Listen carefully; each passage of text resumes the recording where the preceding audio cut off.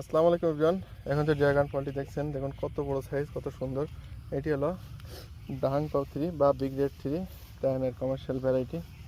দেখুন, এটা চোরের হাত থেকে আমরা খুব সযত্নে রেখেছিলাম, অনেক কৌশল অবলম্বন করে। দেখুন, তো আজ আমরা এটা কেটে এটার ব্রিক্স নয়েজ কত হয় সেটা আপনাদেরকে দেখাবো। তো আমি অনুমান করছি এটা 22 প্লাস হবে মেবি, কারণ এটা বেশ অনেক দিন ধরে গাছে আছে।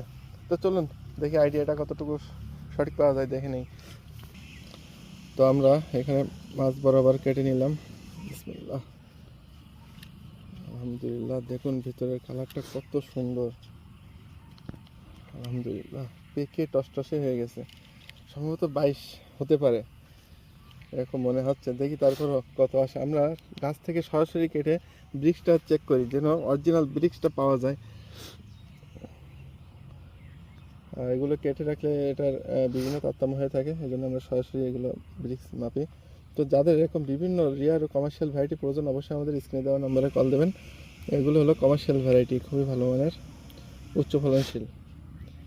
দেখুন, আমরা সরাসরি গাছে থাকা অবস্থায় এগুলো দেখছি।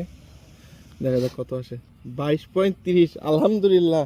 আজকে বলছিলাম এটা অনেক পেকে যাওয়ার ফলে যে 22 প্লাস হবে ইনশাআল্লাহ, তো সেটাই হলো 22.30%। আলহামদুলিল্লাহ, এত মিষ্টি হবে এটা।